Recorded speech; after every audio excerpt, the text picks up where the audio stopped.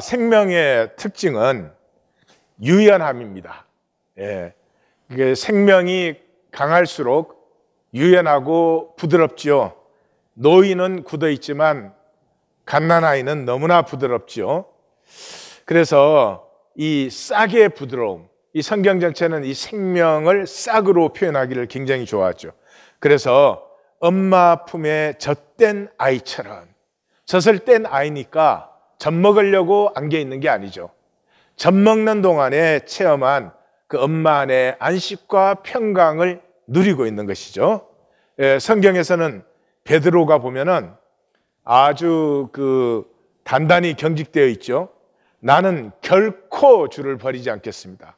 나는 죽을지언정 부인하지 않겠습니다. 그랬는데 어떻게 됐어요? 십자가 지나고 나서는 나는 물고기 잡으러 가노라. 이 세상에 나 외에 주님을 따를 자가 누가 있겠느냐 해서 모든 사람이 주를 따라도 나는 주를 따를 사람이 아니다. 이 경직은 이래서 극과 극을 왕래해요. 왔다 갔다 해요. 그리고 조화로운 그 현실과 현상이 조화되는 자리에 머물지를 못해요. 그래서 이 경직을 깨는 것은 사랑밖에 없어요. 사랑밖에 없어요. 사랑은 우리의 연약함, 우리의 여림이 열고 피어나게 하는데 약함으로 강하게 해주는 그런 신비를 가지고 있죠. 그래서 찾아오셔서 내가 나를 사랑하느냐 이렇게 묻습니다. 말씀 안 하셨지만 나는 지금도 네가 나를 배반한 지금도 나는 너를 사랑해 하는 거죠. 다시 말해서 그 사랑하느냐 하는 질문을 통해서 베드로의 경직이 무너지고 스르르 풀리고 여림이 피어나게 하는 것이죠. 이 사울은 또 자기의 출세와 성공과 기득권을 지키기에 아주 경직이 돼가지고 사람을 잡아들이고 잔인하게 체포하고 이랬습니다. 그런데 이 경직되어 있으면 경쟁의식에 사로잡혀서 비교를 하기 때문에 자기는 못 보고 남만 판단하죠. 그랬던 그 사울이 스스로는 볼 수도 없고 쓸 수도 없고 그럴 수도 없는 그런 자리에 들어가서야 비로소 이 사도 바울의 여림이 피어나죠. 고린도 같은 데서는 그렇게 고백하잖아요. 내가 약하고 내가 심히 약하고 두렵고 심히 떨었다. 이 사울 때는 상상도 못할 고백이에요. 그런데 예수님을 만나고 나니까 그렇게 바뀌었습니다. 그래서 예수님은 이 복음의 클라이막스에서 내가 진실로 너희에게 이르노니 너희가 돌이켜 어린 아이들과 같이 되지 아니하면 결단코 천국에 들어가지 못하리라. 그래서 어린 아이들과 같다는 것은 시편 131편처럼 맡김을 얘기합니다. 임재 안의 복이에요. 하나님 임재를 느끼는 사람은 하나님에게 자신을 기대게 돼 있어요. 임재 안에서는 뻣뻣해질 수가 없어요. 그래서 이 임재를 누리는 사람은 몸과 마음이 이완되어서 건강해요. 지나가는 감기, 독감 이런 거 다 걸린다 그런 사람들은 조금 이제 주님 품에 안겨서 이 편안함과 이 안식과 평강을 좀 누리셔요. 이렇게 이완된다는 말은 하나님의 주파수에 가까워진다, 공명한다 그런 뜻이죠.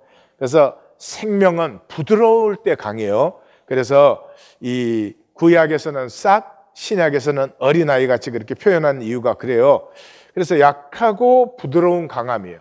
그래서 아무도 적으로 만들지 않아요. 싹이 돌도 뚫고 이렇게 이 솟구쳐 오르는 것은 적으로 대항하지 않기 때문에 그 싹이 땅속에서 돌을 적으로 삼고 싸우고 있다 그러면 평생에 불가능하겠죠. 물이 이 바위를 만났는데 적으로 생각한다고 그러면 그것과 싸우느라고 아무도 적으로 만들지 않아요. 그런데 이 기득권의 자리를 지켜야 되는 사람은 경직되고 힘이 있죠. 뭐 교회 나와서도 경직되어 있어요. 뭘 지킬 게 있어서 교회에서. 예. 그러니 참 우리가 얼마나 어리석은가 하는 것을 봅니다. 성경의 하나님은 그래서 히브리인의 하나님 여호와예요. 예, 모세에게 내가 여호와라고 아브라함과 이삭과 야곱에게 알리지 않았다. 그러나 그 아브라함과 이삭과 야곱에게 나타났던 하나님이 난데 이제는 내가 여호와 하나님으로 나타났다. 왜 여호와 하나님으로? 이 제국의 압제와 학대와 이 박탈에 억눌리고 쫓겨난 저 아픈 가슴들과 함께 하기 위해서 이제는 내가 나타났다. 그 하나님이 여호와 하나님이다. I am이다. 세상 제국이 모든 상황과 조건을 다 마음대로 컨트롤해도 I am은 아무도 손도 못 대. 그냥 내가 나인 것에 그걸 인간이 어떻게 컨트롤하겠어? 너희들의 I am이 얼마나 거룩하고 숭고하고 성스러운지 내가 그것을 제국 앞에 나타내리라. 이게 이 신약에서는 십자가의 하나님이죠. 그래서 하나님은 아프고 힘든 자리로 가슴이 흐르기 때문에 우리의 가슴이 약함과 아픔의 자리로 흐를 때 하나님을 끌어당기게 돼 있어요. 우리의 가슴이 아픔을 향할 때 하나님이 우리에게 끌려오신다 이 말이에요. 이 얘기가 가장 잘 적혀진 것이 이 룻기죠. 그래서 나오미라는 한 여인은 이방 땅에서 남편과 두 아들이 다 죽었어요. 이건 그 당시 상황으로는 그냥 아프다 뭐 이런 정도가 아니고요. 끝장난 거예요, 인생이. 여기는 미래가 없어요. 여기에는 더 이상 기대해 볼 만한 가능성이 없는 거예요.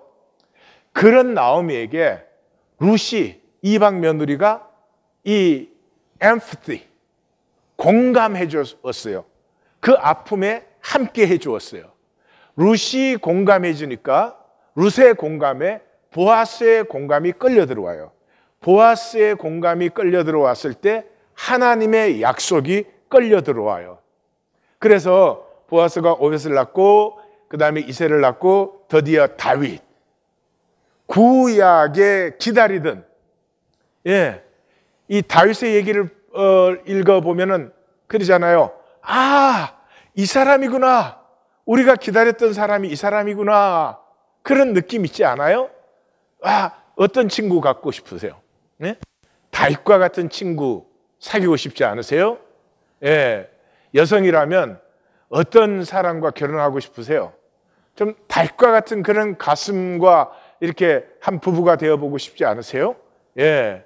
전쟁을 나간다면 어떤 사람과 손을 잡고 나가고 싶으세요? 어깨를 겨누고 나가고 싶으세요? 다윗과 같이 나가고 싶죠. 그 다윗의 얘기를 읽으면 아, 이 사람이 우리가 기다려온 사람이구나. 그 약속이 이루어졌어요. 근데 굉장히 재밌는 것은요. 나오미의 아픔 속에 룻과 보아스가 공감한 것도 3대잖아요.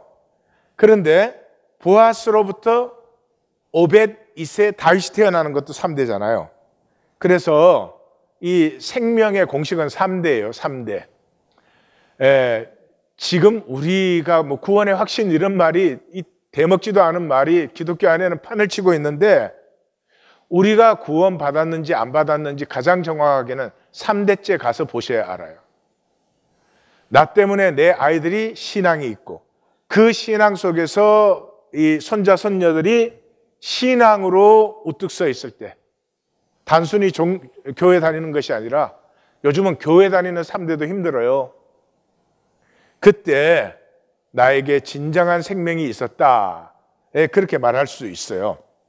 그래서 이 룻의 이 나오미에게 그 아픔의 공감을 성경은 너무 아름답게 표현하죠.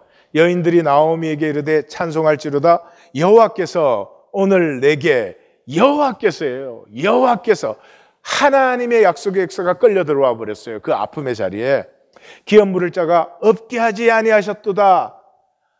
이 뭐 기업은커녕 미래가 없어진 여인에게 기업이 회복되고 이 아이의 이름이 이스라엘 중에 유명하게 되기를 원하노라.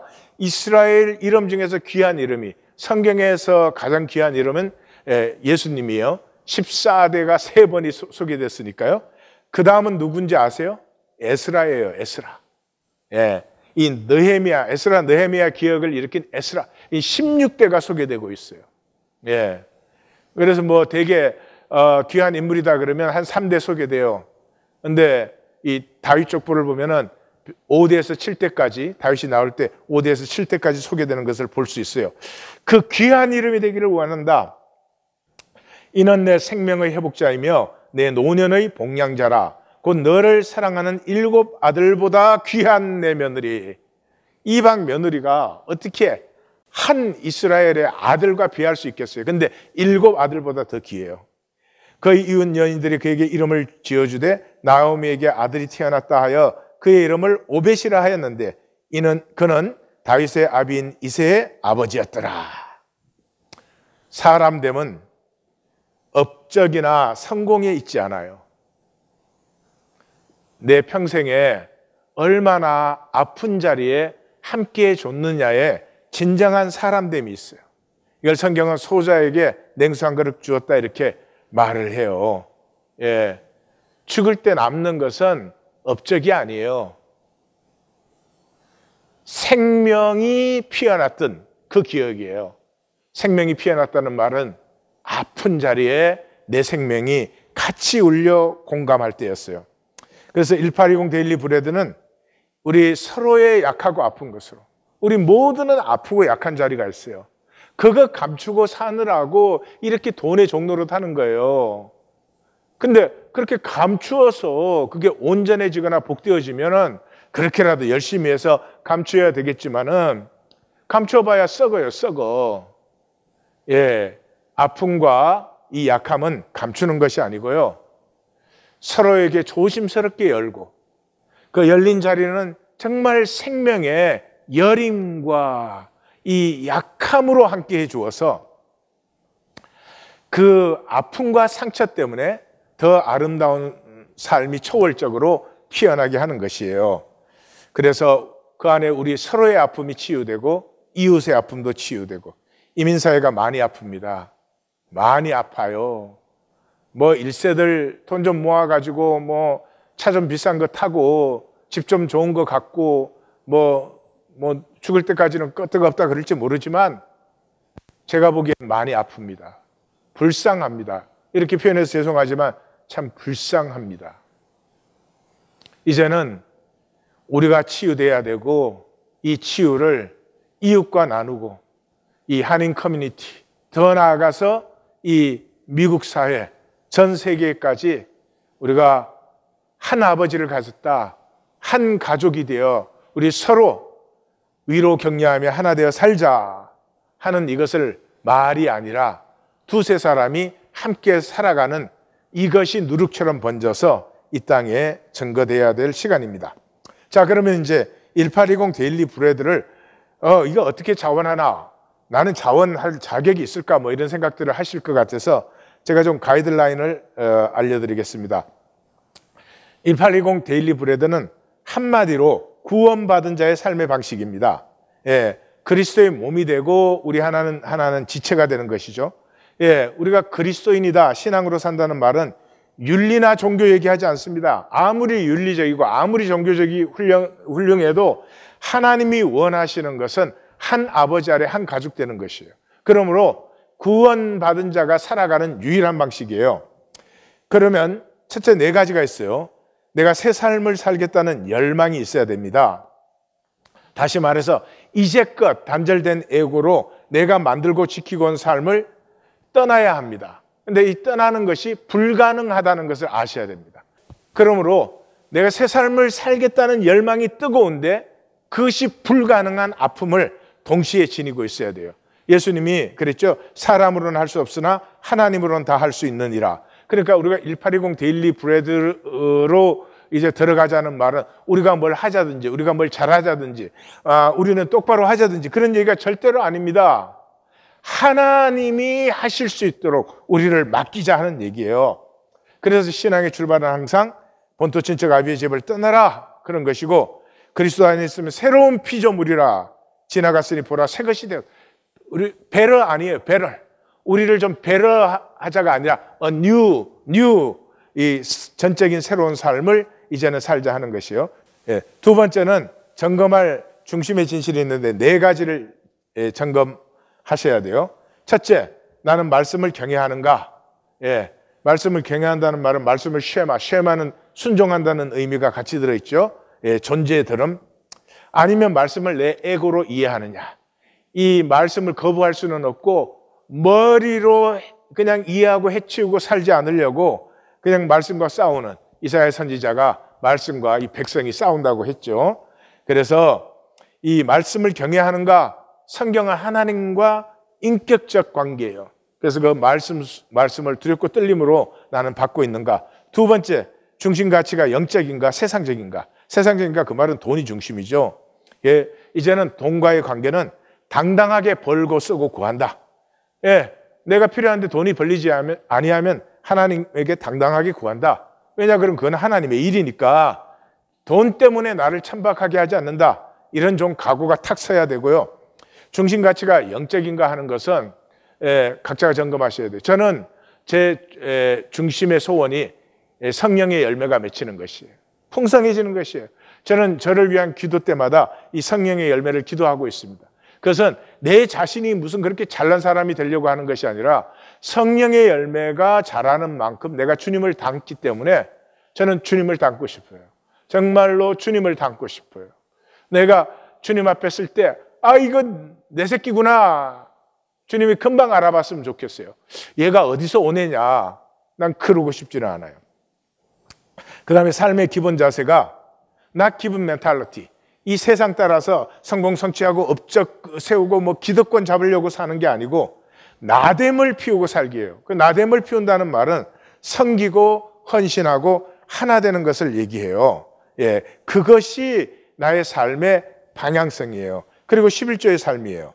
11조의 삶은 10분의 1 갖다 바치는 그런 종교적인 것이 아니고 나누고 통하고 하나됨을 가꾸는 삶이에요. 예, 한 아버지시니까 우주적 통의 신비를 누리는 것이에요. 그래서 물질을 나누지 않으면서 정신, 감정, 영적인 나눔은 절대로 이루어지지 않아요. 물질을 나누는 것이 존재적으로 나누어지고 하나 되는 것의 출발점이에요. 그래서 11조는 하나님의 주권을 체험하는 길이에요. 이 11조 드리지 않는다는 것은 내가 아직 내 삶의 주권자예요. 그래서 하나님 주권을 체험할 수는 없어요. 예, 우리 사도 요한이 잘 말씀해 주셨죠. 이 세상 재물 때문에 형제 공평함을 보고도 마음이 다친다면 그게 어떻게 하나님의 사랑이 있는 사람이냐. 우리가 말과 혀로 그렇게 거짓되지 말고 행함과 진실함으로 하자 이렇게 했죠. 요 네 가지는 현재 살든지, 근데 우리 중에 대부분은 현재 그렇게 살고 있지 않지요. 근데 적어도 매일 기도의 우선 고백이든지, 내가 기도할 때 뭐 돈 주세요, 병 낫게 해주세요, 상황 좋게 해주세요 다 기도하지만 내가 주님을 닮고 싶습니다. 하나님의 나라를 살고 싶습니다. 하나님의 뜻이 나를 통해서 이루어지기를 원합니다 하는 그 중심의 간구가 없다면은 큰 마음이 아직 세상에 잡혀 있는 것이죠. 현재 살든지 아니면 매일 기도의 우선 고백이든지 그 둘 중에 하나는 돼야 돼요. 그 다음에 세 번째, 구체적으로 점검할 부분들이요. 이것도 현재 내가 그렇거나 아니면 적어도 내가 그렇게 이제 살아야지 하는 결단은 내 속에 있어야 돼요. 생각이 아니고 결단. 예, 결단은 의지죠. 생각은 그냥 하고 마는 것이고. 첫째는 예배자인가 하는 것은 내가 두렵고 떨림으로 하나님 앞에 나아감을 두렵고 떨림으로 느끼는가. 교회에 와서 뭐 사람은 뭐예요? 뭐 예배당 안에서도 사람한테 인사하는 건 바쁘면서 하나님 앞에 나왔다는 의식은 없어요. 그건 곤란하죠. 그 다음에 중심이 세워진 복을 내가 누린, 예배가 세워졌다는 말은 중심이 세워졌다는 거예요. 그래서 하나님이 나는 아브라함과 이삭과 야곱의 하나님이다 그러잖아요. 그 다음에 요셉은 인간적으로 보면 아브라함과 이삭과 야곱보다 훨씬 더 훌륭했습니다. 요셉이. 그렇지만 하나님이 한 번도 나는 요셉의 하나님이라고 안 했어요. 왜요? 요셉은 예배가 없어요. 요셉의 생애는 이방에서 살았기 때문에 단을 쌓았다는 말이 없어요.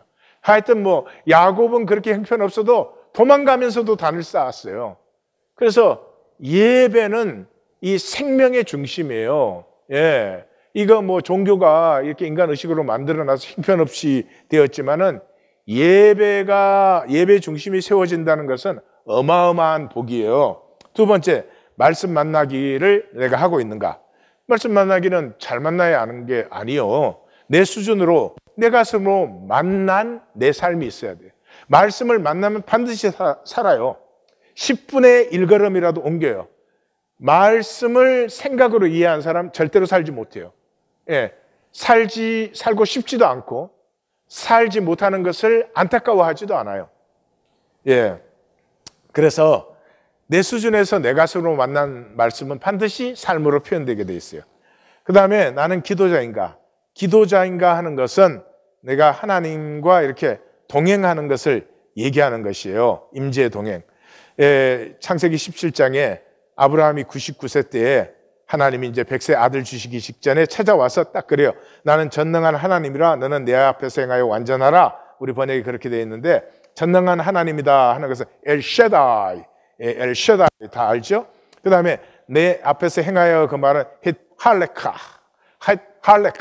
이건 걷다라는 뜻이에요. 산책하다 뭐 이런 뜻이에요. 그 다음에 타미임. 이건 티 없이 맑아라 하는 것이에요. 신약적으로 예수님 말씀으로 하면 어린아이 같아라. 그런 것이에요. 그래서 여기 뭐 내 앞에서 행하여 완전하라 이렇게 번역이 되어 있으면 굉장히 이상한 말 같이 느끼는데 너 나와 동행하자. 깨끗한 마음으로 어린아이 같이 나와 동행하자. 그런 말이에요. 그런 중심이 내게 있느냐 하는 거예요. 그 다음에 이제 섬기고 나누는가. 예. 소자에게 냉수 한 그릇 주어도 상을 잃지 않아요. 그것이 섬김과 나눔의 복인데요. 이 종교는 그것까지도 다 폐해버렸어요. 종교 안에서는 나누지 않으려고 섬기거나 섬기지 않으려고 나누는 이런 사람들이 참 많아요. 그건 나눔도 아니고 섬김도 아니에요. 자기 에고의 조작이죠. 그러니까 아무것도 못해도 괜찮아요. 소자에게 냉수 한 그릇을 주셔도 이제는 정말 하나님 앞에서 섬김과 나눔으로 나누시면 돼요. 예, 그런 것들을 나는 하고 있는가? 또는 이제 내가 이 새해에는 나는 그런 것을 조금이라도 할 것인가? 나는 그런 삶을 가꾸고 피워낼 것인가? 이것을 이제 하시는 거예요. 경계할 것은 1820 데일리 브레드는 하나님과의 관계예요. Not anyone else. 저하고 관계가 아니에요. 그러니까 이 목회자가 어떻게 생각할까? 이런 거는 싹 치우세요. 그건 아무 상관이 없어요. 예, 저는 섬기는 이 1820 데일리 브레드를 향해서 나오신 성도님들을 섬기는 사람이지 저 때문에 하실 것은 아무것도 없어요. 이건 전적으로 하나님과 관계예요. 그러므로 거짓으로 하면 안 돼요. 은혜는 욕심으로 받을 수 없어요. 은혜를 욕심으로 받으려고 했던 사람이 누구예요? 아나니아와 삽비라죠. 그 다음에 보이려고 하실 필요 없어요.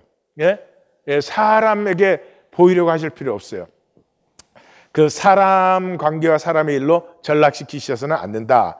그 사마리아에 이 복음이 전해졌을 때 그 사도들이 가서 안수하니까 사람들이 막 성령을 받으니까 그 마술사 시몬이 와가지고 돈으로 그 성령을 살려고 했죠. 그러니까 베드로가 너는 하나님의 선물을 돈으로 살려고 하느냐? 그래서 뭐 저주를 받았다 그런 얘기가 나왔죠. 예, 보이려고 할 수 없는 일이고 해서도 안 됩니다. 그 다음에 이게 우리 가족의 일이에요. 가족이 함께 기도하고 함께 나누고 함께 가꾸며 나아가는 생명의 삶으로 결정을 하셔야 돼요. 그래서 이게 자녀까지 품고 우리가 이런 삶을 살아가게 된다면 이 삶에서 자녀들은 어떤 영적 파동을 받을 것이며 그 자녀들의 삶은 또 어떻게 피어날 것이며 그래서 지금 아직까지는 자녀에게 다 설명조차도 못한다고 해도 기도의 자녀를 품고 결정해야 되는 일입니다. 마지막으로 선택은 이제 1월 16일, 23일, 30일 세 번 주일에 동안에 자원을 받습니다. 이때 자원하시면 됩니다. 그 다음에 아직 결정 못한 사람은 2022년 7월에 다시 한번 자원을 받습니다. 그러니까 그때까지는 내가 성찰과 기도한다. 또 7월까지도 작정을 잘 하기가 힘들 것 같아 그러신 분은 2022년 한 해는 나는 성찰과 기도로 하나님께 나아갑니다. 그러니까 세 개 중에 하나 하시는 거예요. 이번에 자원하시든지, 아니면 좀 더 기도해서 7월에 자원하시든지, 아니면 2022년 한 해는 나는 성찰과 기도로 보내고 새해에 내가 자원을 하겠다. 이 세 가지 중에 하나를 꼭 결정해 주시면 좋겠어요. 자, 성도님들은 이제 중심의 진실로 자원하시고, 나는 정한 마음과 정직한 영으로 전달하고, 제가 하나님에게 기도했어요. 하나님, 내가 1820 데일리 브레드를 잘 인도할 수 있도록 주님 내게 성령의 지혜와 명철과 말씀과 임재를 주시옵소서, 이렇게 기도를 했는데요. 갑자기 화요일에 제 기도 시간에 내가 한다 그러셔요. 저는 처음에 그게 무슨 소리인지 몰랐어요. 다시 내가 한다 그래요. 그때 제가 너무 깜짝 놀랐습니다. 그 자리에서 제가 무릎을 꿇었습니다. 제가 요즘은 무릎 꿇으면 오래 기도를 못해서 편한 자세로 합니다. 깊이 들어가는 게 더 중요하니까. 근데 무릎을 꿇었습니다. 저는 전달자입니다. 제가 인도할 수 있는 일이 아닙니다. 주님은 긍휼과 자비로 인도하세요. 다시 말씀드려요. 사람으로는 불가능한 일을 하나님이 하시는 거예요. 그러므로 이것이 내가 무엇을 바라고 원하고 하나님께 무엇을 구하는 일인지는 분명히 알아야 되지만 내 자격으로 하시려고 해서는 안 돼요. 이것이 내 중심의 소원과 진실이기 때문에 하나님께 자원하시고, 그때 하나님은 긍휼과 자비로 하나님이 인도하시고, 이 모든 과정에서 저는 하나님의 말씀과 뜻을 전달하는 사람이고, 성도님들은 중심의 진실로 받는 사람입니다.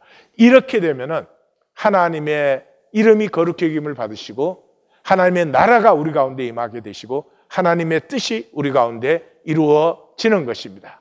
이 축복을 우리 모두 받으십시다. 하나님, 우리에겐 자격이 없습니다.